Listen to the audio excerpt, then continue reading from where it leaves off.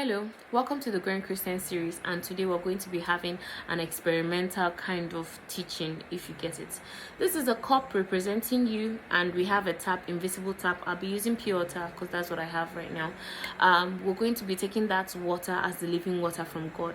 So if you're born again and you've given your life to Christ, and you've given your life to Christ, you've taken from God, and you're like, oh God, I'm contented with this amount of water that you've given unto me, I'm okay. You see that with long time this water will become bad. You cannot take it inside. If you dip your hand inside the cup, you will notice that the cup will be slimy inside. On a long run, you will notice that the contents is either it's slimy or dirt get on top of it and it enters and you cannot drink that water. Or maybe the atmosphere will be so very hot that humidity and the rest will play its part and evaporation, and the content of it will be dry.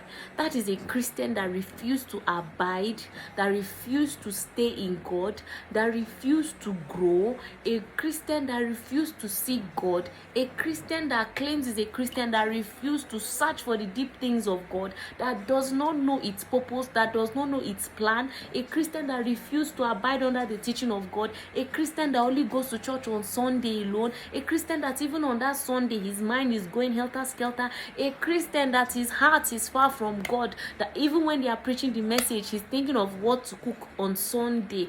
That Christian is that kind of Christian that only takes content and says, I'm a born-again believer, that is all.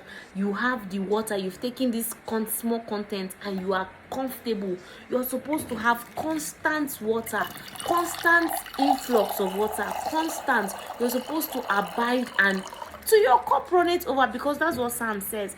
To your cup runneth over. Stay till you overflow. Even when you overflow, stay. Don't say, oh, I've overflowed, I've gotten half, or I've gotten to the brim, I can now go back and stay and relax. Stay, meditate, stay, grow, stay. Just like how I said in previous videos, you desire growth. If you don't desire growth, that means you don't even know what you're here to do in Christianity. You desire growth, but you cannot grow.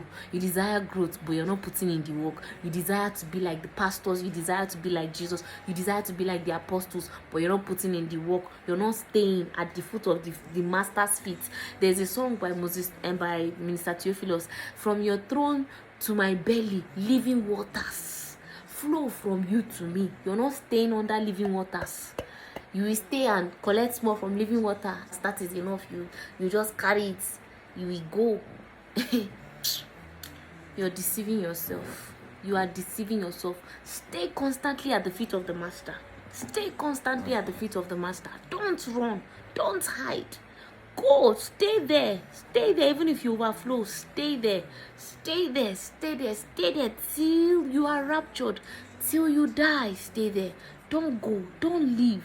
Don't make a hole for Satan to come in. Don't make that fence. Don't break the fence and leave. Stay within that fence where God has kept you. Stay under the foot of the master. Don't be like the cup that takes little water and feels he is satisfied and runs away to go and stay somewhere else. Just like that prodigal son, he thought he had seen enough in his father's house. He decided to go outside. Give me my own share of the property. Let me go outside. Let me not derail, but you know what I'm trying to connect together. These two dots. Don't be like the prodigal son. Stay. Continue to stay in the house of the Lord. Continue to stay at the feet of the master. Continue to have influx of input of water from God. I'm just using this pure water as an example, but I hope you understand what I'm trying to say. Continue to stay at the foot of the cross. Continue to stay consistently. I pray that God will help us. And if you don't know what it means to stay, I suggest you give your life to Christ, because time is of the essence.